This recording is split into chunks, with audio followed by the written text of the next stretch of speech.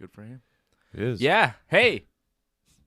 What's up? It's Dave and Johnny live. I'm Dave and he's Johnny. There's a bunch of new displays right there I saw. Yeah, you see that thing? I think that was our Twitter and Instagram, which is fantastic for me because they're different than compared to you. So, yeah, that's good. Yeah. You want to see Very. it again? Yeah, let's see it again because it was fast. Nice. Yep. Me at Genesis Johnny North on Instagram, at North Genesis on Twitter. Fantastic. You like that? I do. There you go. I think you're just at Dave Simon MMA. I made it simple. I'm at Dave Simon MMA on Twitter and Instagram. You finally posted on Instagram again. It's been a while. I posted a couple times on Instagram. What did I post this week? You posted the wall over here. Oh, yeah. I posted the calendar for December 2019. You could see that on my Instagram. I think I did a story at Jiu-Jitsu yesterday. Well, that's probably long gone. It was like, what, a couple hours ago? 24 hours ago? Probably, yeah. Long. I posted some new Yeezys that I got for my son. Oh, you told me about that. I didn't need to see the photo.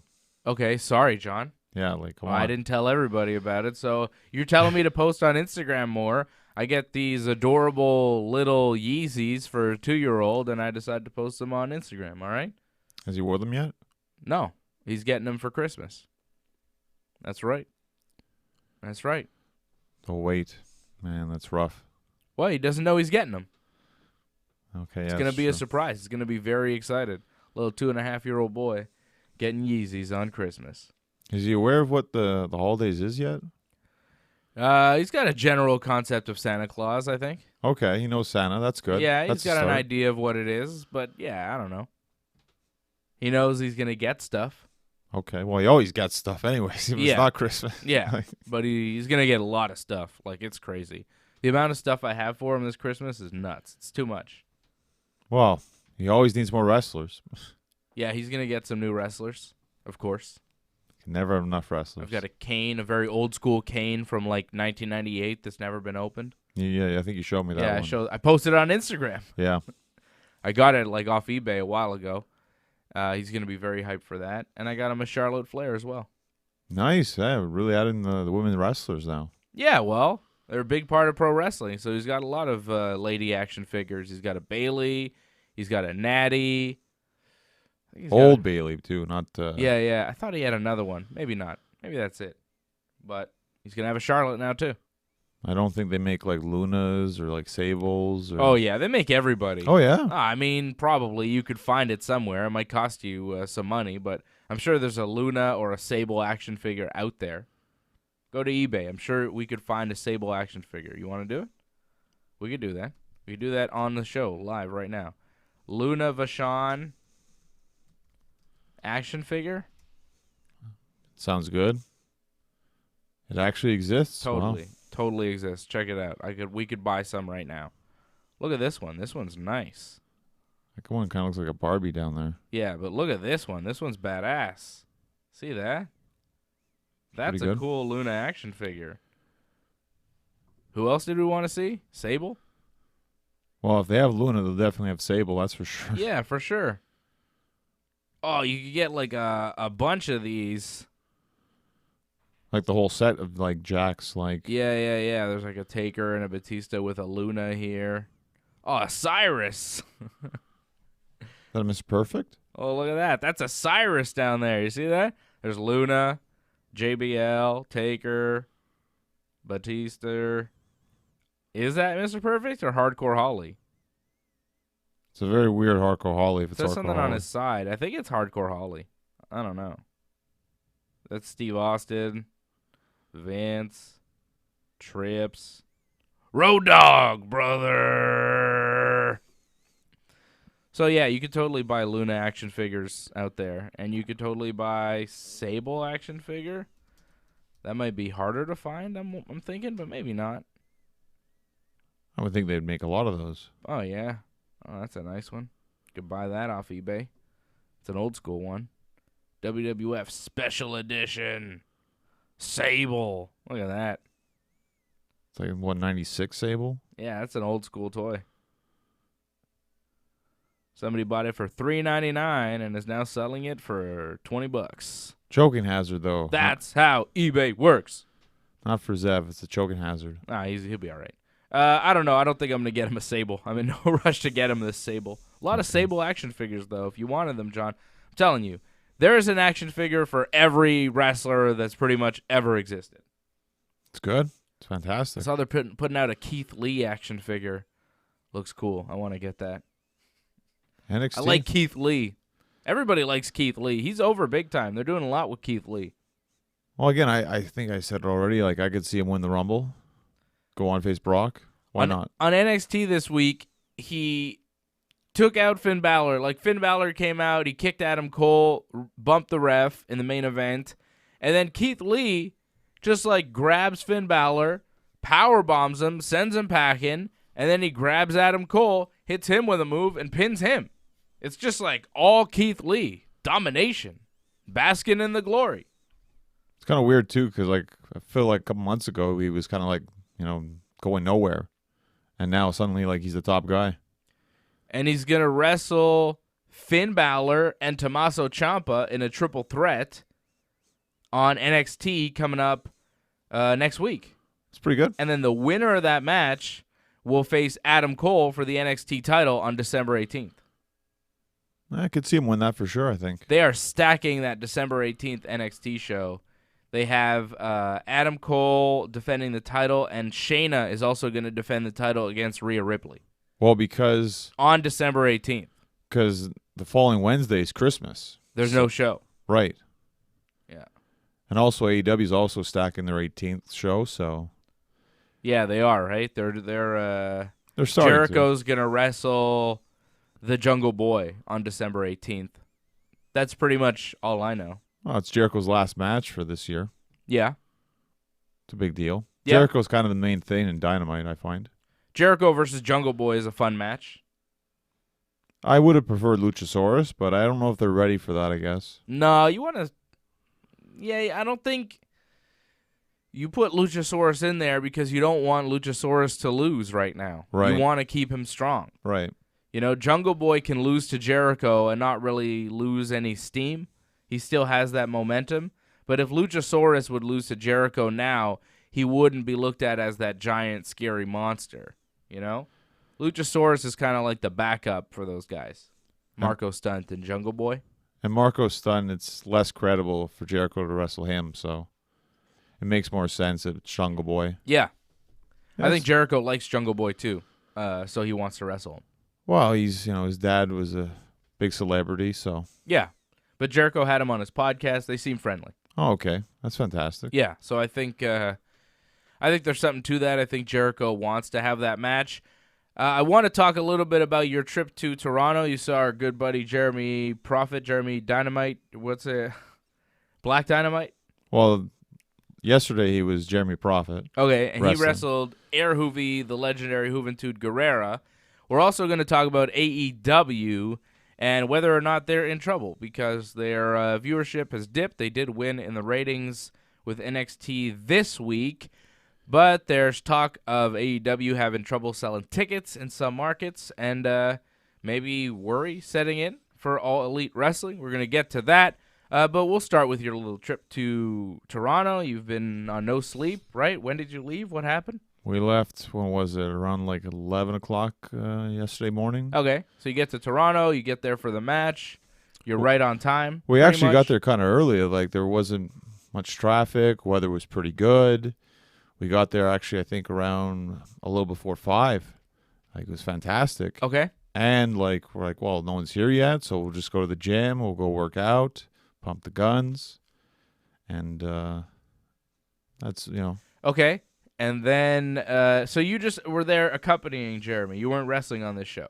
Well, I had my gear just in case, you never know. But right. The main professional wrestler, you always have to bring your gear just in case. Of course. But the main point of me being there was to film this match because this was a huge deal for him because he idolized Hoovy growing up. As you and I both know, like that's his email is after the Juice. Oh, yeah. So it's kind of huge for him. Yeah, I knew he was a big fan of Hoovy. I didn't know how deep it went, but he was like a big Juventud Guerrero fan and one of his inspirations to get into pro wrestling. Yeah.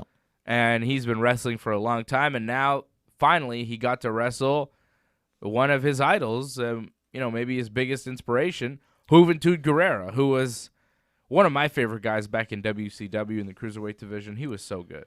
Him and Rey Mysterio were like on the same level, but they went in two different directions. A lot of that has to do with who those guys are and how they handled the fame in the wrestling business, right? Juvi had demons. Rey seemed like he had a pretty good head on his shoulders.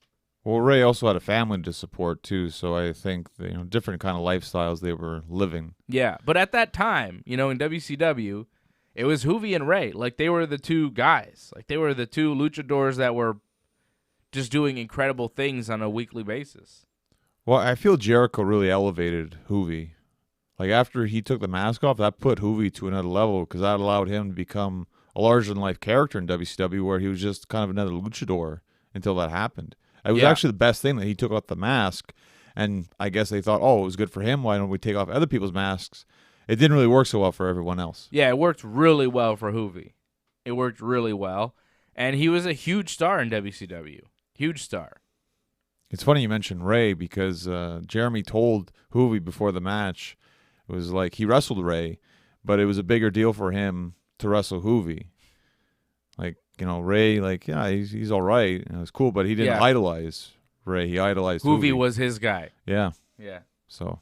Air Juvi. He appreciated that. And then it's funny how the match starts because it's Juvi going up to the top, getting crowd support. Jeremy goes to the top, gets booed. They do that at least 3 times. And then Juvi comes down. And then Jeremy right away aggressively punch him in the corner, huge knees. And then Juvi's like, stop, you're stiff, calm down. And you could tell the referee tried to get involved too. I think the ref heard that, and the ref, it felt like a shoot almost. Wow. And could you hear that? I could tell, like, when he shot the knee, when I saw Juvi move away, because I don't think Juvi realized that he was going for a knee. I think he thought it was a punch. And then when it was a knee instead, he felt it. He was like, whoa, calm down. Right. But I could see just that realism where it's like, okay, this feels like it's a fight now. And this is just the opening, couple seconds. And I'm like, yeah, this is great. This is fantastic. And I know Jeremy's Mr. Super Aggressive, go out in there. Doesn't matter that it's his idol. He's going super hard. He wants to impress. So I really admire that he did that. And it was just a good back and forth sequence they had. Like, he took advantage of this. Like, I know it was a tag match they had, but he used as much time as he could against Juvi in the match. Well, that's cool. And you could watch the match on YouTube if you search for Juventud Guerrera and Jeremy Prophet. That's correct. He teamed up with Buck Gunderson, Jeremy Prophet. Buck Gunderson. Sounds like a Simpsons name.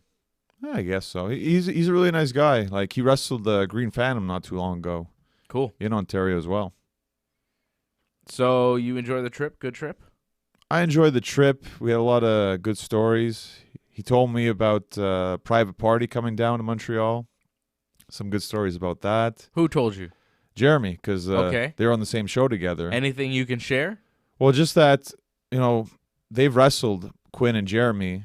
So he goes up and says hi to them, whatever. And at first Mark Quinn's like, hi, whatever. Didn't really recognize who it was. 20 minutes later, Quinn comes running to him. Hey, man, I didn't realize it was you. Like, oh, it's cool to see you again, man. You look amazing, And like, yeah, I knew it was you all. Jeremy's like that, Sure. It's cool. And he asked him, how's AEW going? He's like, it's going good. But this last match we had against the Lucha Brothers, they were super pissed. And he got hurt in the match. He got a concussion, apparently. Who did? Mark Quinn? Mark Quinn got hurt, yeah. Got a concussion in the Lucha Brothers match? There's this, double stomp thing. And I remember vaguely there was, this double stomp that looked, really stiff. And apparently, he got his bell rung off that. Wow. Yeah. And apparently the agents were super pissed. I don't know if it was Billy Gunn or whatever, but they were saying, your match made absolutely no sense. It was just spot. But it's weird because apparently they went out there and they're like, man, make sure people don't change the channel, put a bunch of high spots in there. But I guess they want high spots, but high spots that make sense. Okay. And I guess they didn't really do that so much. So that match wasn't well received. Well, I remember. And maybe one of the reasons, is Mark Quinn hurt or what's his story? Apparently he had a concussion, but I don't know if it was that serious because he Okay. still wrestled afterwards, if not mistaken. Right. But we didn't see him this week on Dynamite, so maybe it was worse than they thought, perhaps. I'm not sure. Okay, well, something to watch for Private Party, right? See where they're at. Didn't see them on Dark or Dynamite this week.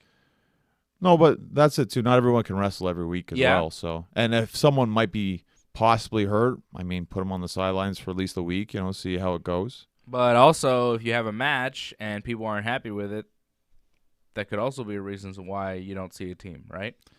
I feel like they're not the only match where it's like, well, this didn't make a lot of sense. I feel like a lot of matches weekly on AEW, like, it didn't make a lot of sense. So this week I thought was very good in terms of psychology, but still there were some moments where it's like, that was kind of off.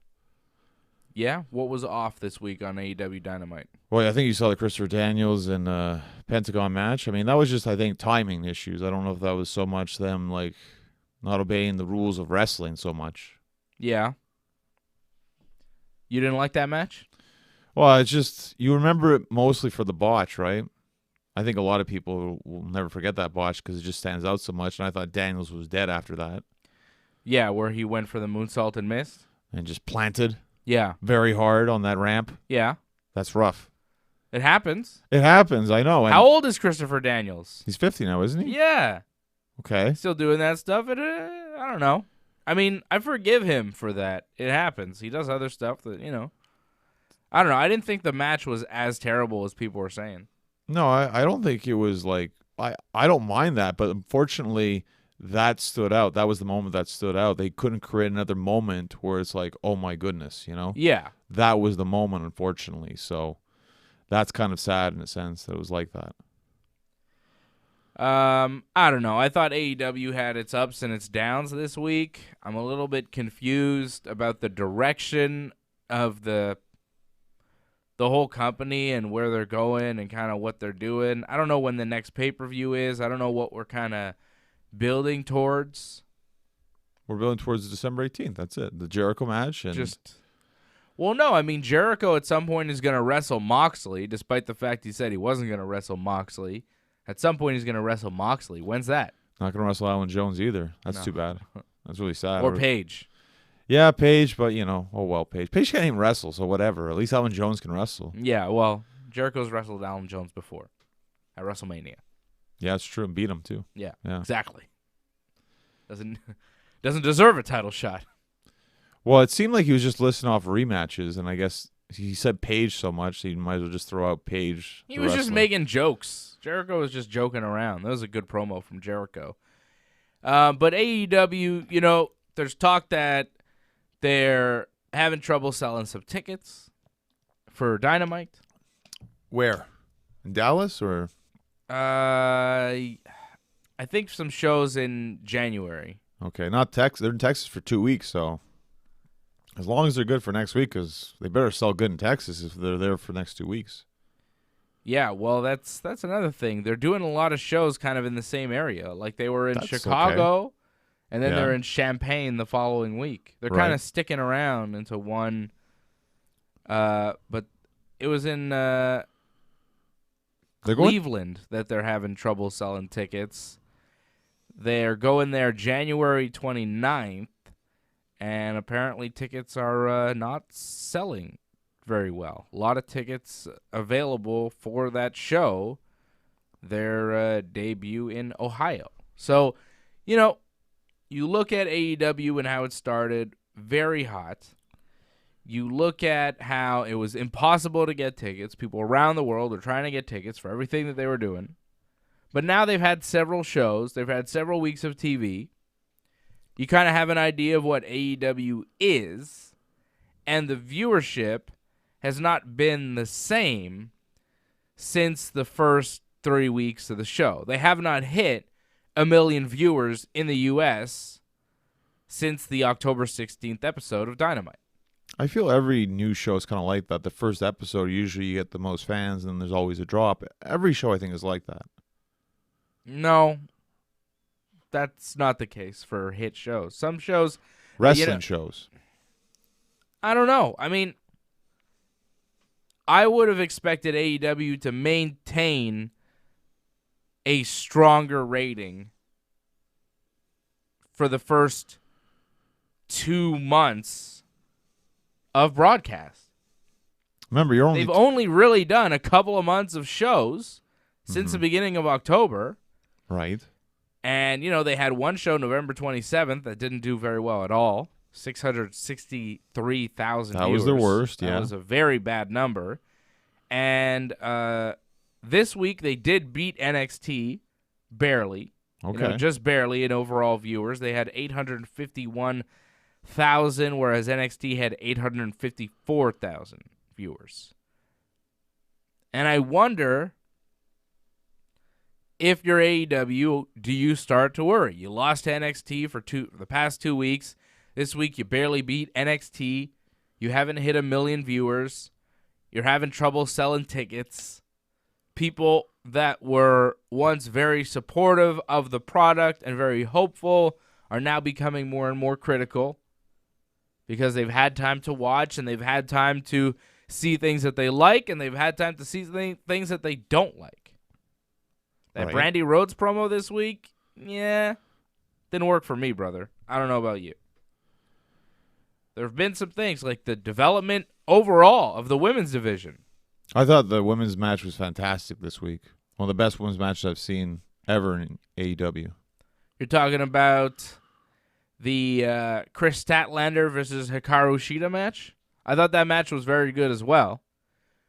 But, who's Chris Statlander? Apparently she's an alien. What? Yeah, apparently that's her gimmick is like she's from space or something. That's her gimmick. No. They were saying that she was an alien or she thinks she's an alien. Okay. I'm not saying these gimmicks are great, but I'm just telling you I think that's what it is. This division lacks star power. This division lacks direction. Riho is barely there. We don't know very much at all about the champion. Well, the number one contender just lost, so. The best thing about AEW is Chris Jericho, right? Cody's pretty good. Cody's promo. Jericho and Cody. Okay, they're the two best things about AEW. But Cody right now seems like a confused character. Who's Cody feuding with? MJF. What about the Butcher and the Blade? You just talk back to them, and then they talked back again. Like nothing really happened with that. Well, they attacked him last week. He talked about them in a promo. They cut a promo on him. I mean, to tell me he's not feuding with them as well. No, he's doing that kind of. He's still. wrestling them on Dynamite this week, John. Okay, yeah, you're having a match, sure, but MJF, that's a long. You know who his tag team partner is going to be? I think it's QT Marshall. How do you know who QT Marshall is? Because I watch Dark. Who's QT Marshall? He's pretty much like a behind the scenes guy. Yeah, and they use him as like a jobber. Pretty much, yeah. Yeah. Cody likes him, so. So there you He's go. there. So he's going to team up against with Cody against Butcher and Blade on Wednesday on Dynamite. Okay. So MJF is there. Wardlow is there. Cody is like feuding with everybody. It's Cody versus everyone. Cody versus Because the like world. you said, Brandy's like cutting people's hair off. Bray Wyatt stole her gimmick, by the way. Did he? Oh, well, he ripped people's hair out. Oh, He yeah. Didn't cut. Okay, sorry. I mean, they're all ripping off Brutus the Barber Beefcake, but that's another story. Cody, he's got no friends. Dustin's teaming with the Young Bucks. MJF turned his back on him, and, Cody was talking Oh, boo-hoo. about that in his promo. He's all sad and alone. Such right? a terrible life for Cody, yeah. He's got this great company and all, like, oh, well. Yeah, well, is it such a great company? What's happening?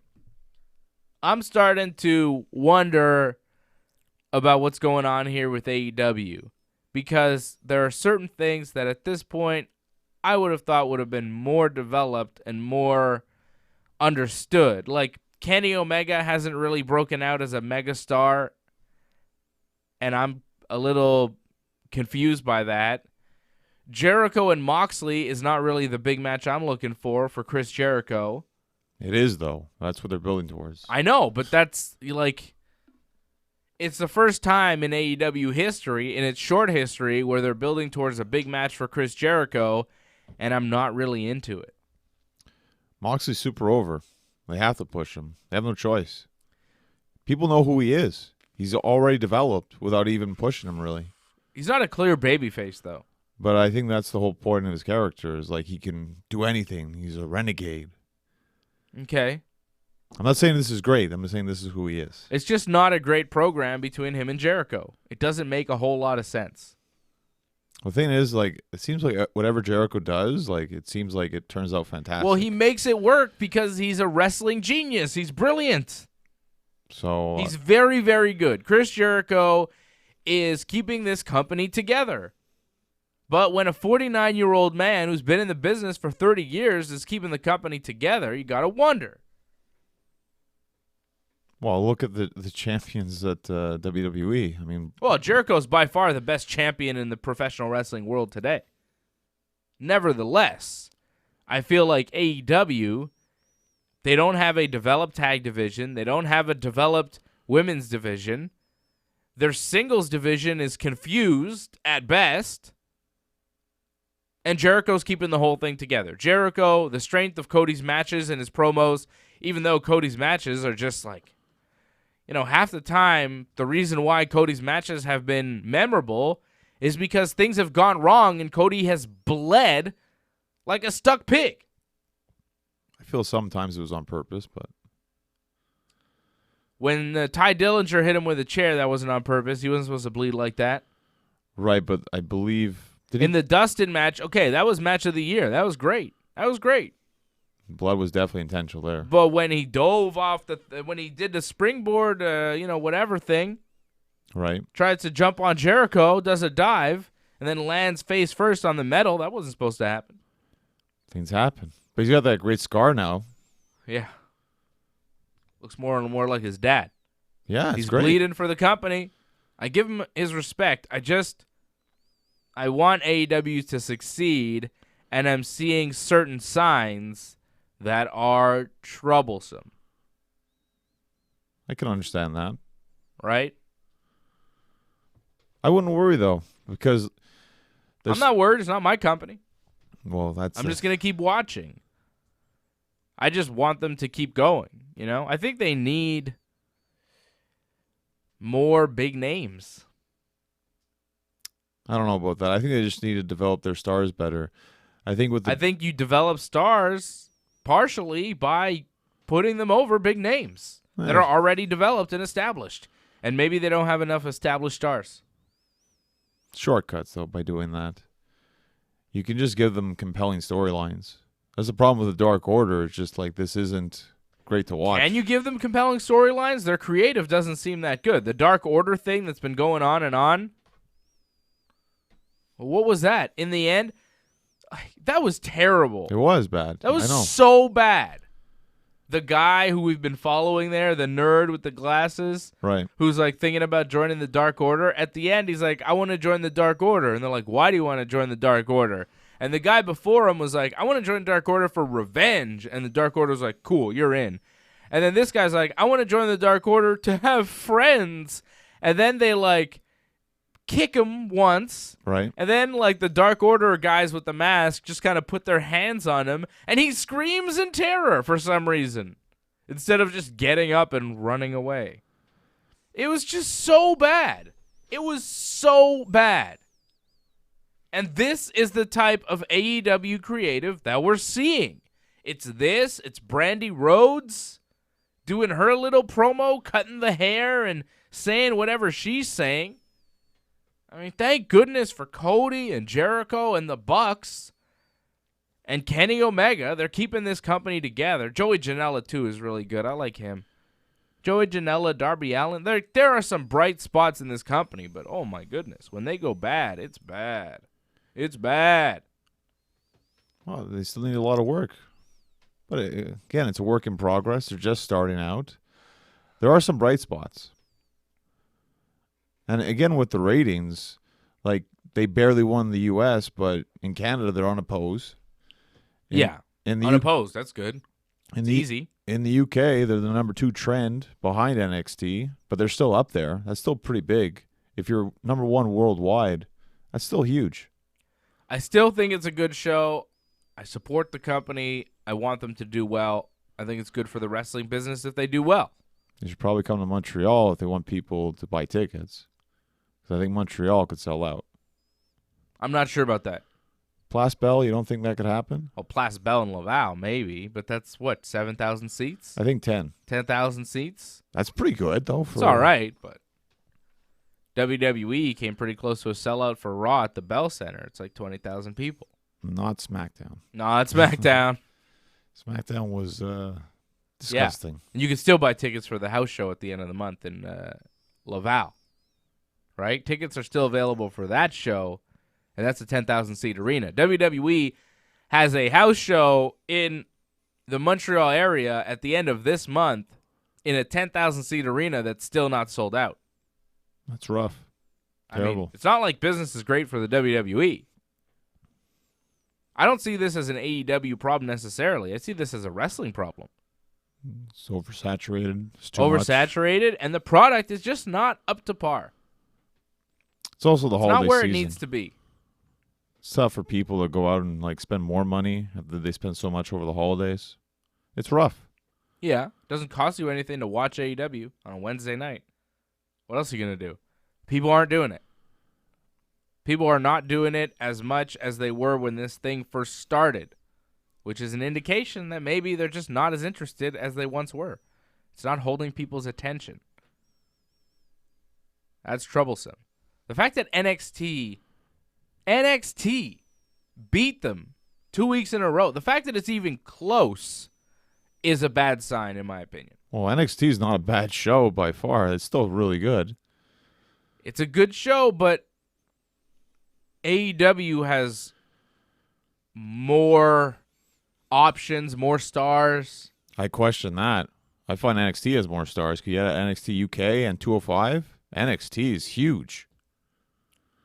205? Because they have the NXT Cruiserweight Championship now. So? NXT is gigantic. Anybody care about Leo Rush?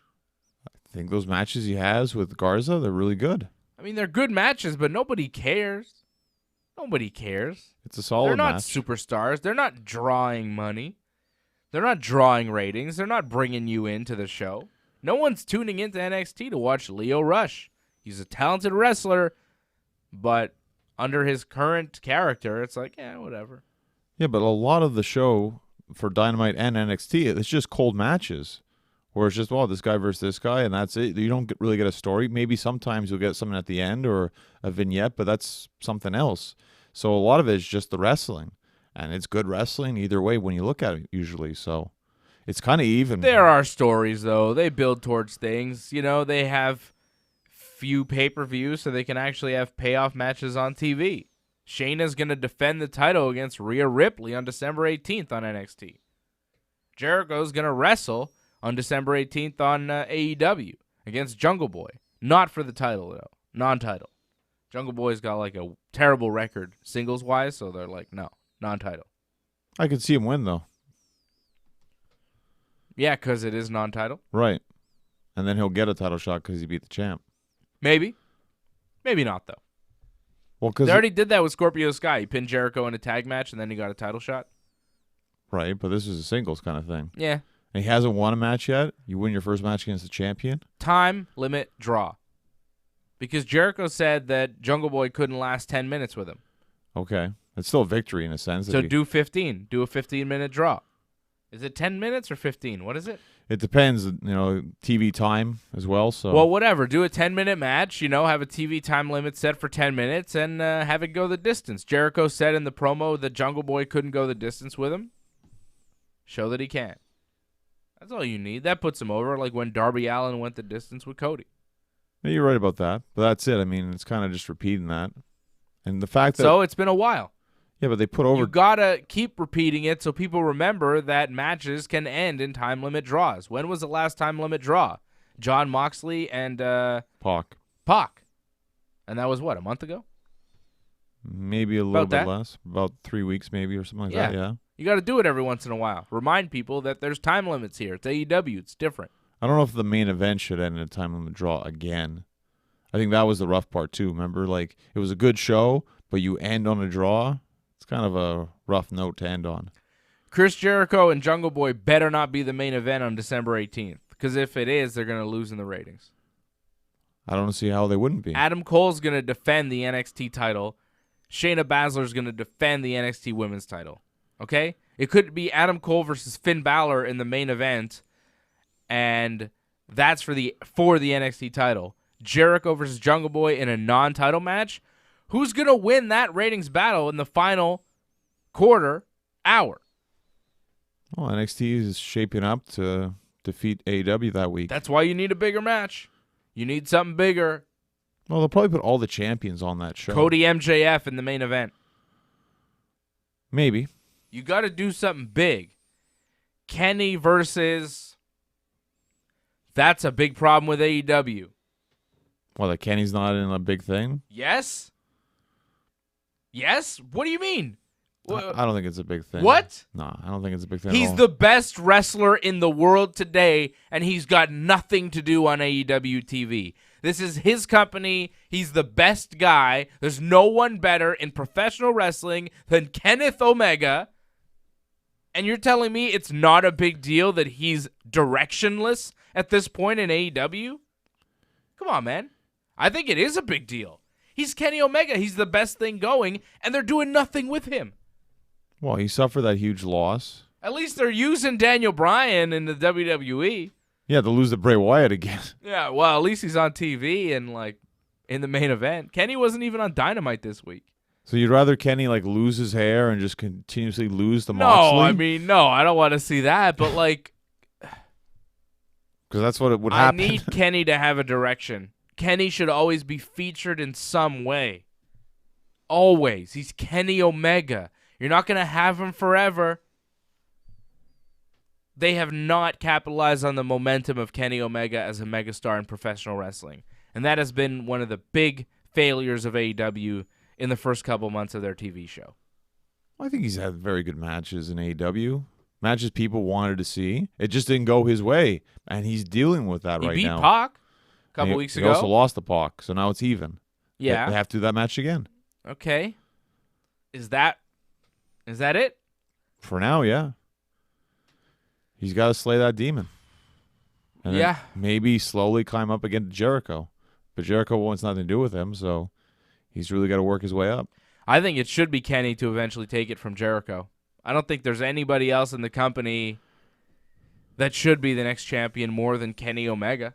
Fine, but he's not next in line. You want to have a flag bearer of AEW past Jericho, there's nobody better than Kenny. Kenny wants to be the best. He's going to have to beat Hangman, I think. Because they're both up there for contendership. That could be a nice little feud. He's no longer in the elite now, Hangman, so why not? Be some great matches. Let's go. But, like, right now, we don't know. We don't know what's going on with Kenny Omega. Kenny Omega He's on Dark this week or next week. Yeah, and he's wrestling Kip Sabian. Kip Sabian. Yeah. What's wrong with that? You don't even know how to say his last name. That's not important enough. Yeah, exactly.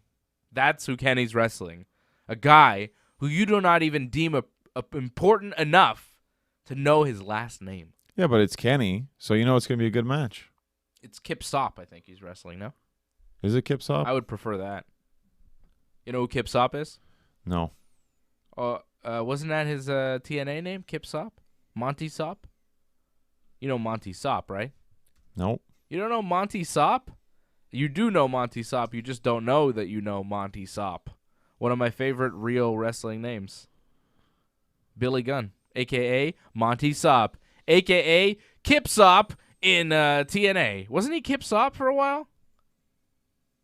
He was a lot of things, it looks like. I feel like at one point he was Kip Sop in TNA. It's very possible. I feel maybe at All In, he may have used that name as well. Kip Sop? Kip Sop. You didn't know that Billy Gunn's real name was Monty Sop? No. His name's Monty. Whose name is Monty? Fantastic. I prefer Billy. Billy. Monty Kip Sop. See, his Wikipedia, if you look at his Wikipedia, look at his name. Monty Kip Sop. Billy Gunn. He's an ass man. Bam, bam. Yeah, he's not wrestling Kenny. Yes, he's an ass man. Bam, bam. As much as I like to see him wrestle more often in AEW, apparently that was kind of like a one-time, once-in-a-while kind of thing that he did in That's the too Battle bad. Royal. That's too bad. But I think he likes just being a behind-the-scenes kind of guy, giving directions for matches, yelling at Private Party for screwing up things. Cool. Yeah. All right. Well, more on everything WWE and AEW on Dave and Johnny Live, or what? What's the other show? Wrestling Uncensored, right? I hope so. When's that going to be on? I believe tomorrow. Tomorrow when? Morning? Usually 10. Usually about 10. If you want to see it, like this video, subscribe to our channel, and click the bell to get notifications so you know exactly when it's on. You get a notification to tell you there's new content from the Ringside Report Network, Wrestling Uncensored. This week we're going to talk about everything going wrong in the WWE, the arrest of the great Lana and Bobby Lashley. We'll talk about, what do you want to talk about on Wrestling Uncensored? Daniel Bryan's haircut. Maybe we'll talk about that a little bit. We could talk about Roman Reigns continuously feuding with Baron Corbin for some reason. Charlotte Flair, is she leaving the WWE? No, she's just being safe. That's all. You sure? Yeah. Okay. All right. And Dio Madden is no longer on commentary. Will we even talk about that? TLC's coming up next week. That's important. Are there any matches announced? No. That's fun. And we're going to try and book the card on Wrestling Uncensored this week, okay? Oh, we have to? Yes, we have to. I'm in charge of this show, John. We do what I say. Well, we're putting Daniel Bryan and Bray Wyatt in a TLC match to main event. Well, obviously. And then the rest will figure itself out, right? Exactly. We'll figure it out, John. It'll be easy. Easy peasy. You say so. I say so. That's it. Follow John on the things at North Genesis. Where is it? There you go. It's there. Follow him. Follow me. RingsideReport.net. Go there. We love you. We'll see you for Wrestling Uncensored. Watch Ringside Report. We were on last night. AJ was back. We revealed the secret of AJ. Well, Fred and I kind of revealed it. AJ didn't reveal where AJ has been for the past couple of weeks, but if you read between the lines, you can kind of figure it out. I don't know why AJ's not talking about it. It's weird. I think he has his reasons. I respect him enough to respect his privacy if he doesn't want to talk about it. Whatever. You can watch. No respect on your end. Yeah. Well, he's just silly. He's a crazy guy. He's a great guy. Yeah, he's fantastic. He's one of my favorite guys. He should be. You gotta love AJ. You should. Why? Because he'll get you. Yeah, I'm not worried about him getting me. He's a great guy. AJ, you're the man. We'll talk to you soon. We'll talk to everybody soon. Watch. AJ's on the chat, so he's watching. Fantastic. All right. I didn't even know that. That's great. All right, AJ was now there. he's mad at you, I'm sure. Yeah. I'm sure AJ's gonna be all mad now. He's going to get you. All right. So AJ and everybody, thanks for watching the show. And we'll see you again for Wrestling Uncensored, right? Tomorrow. It never stops on the Ringside Report Network.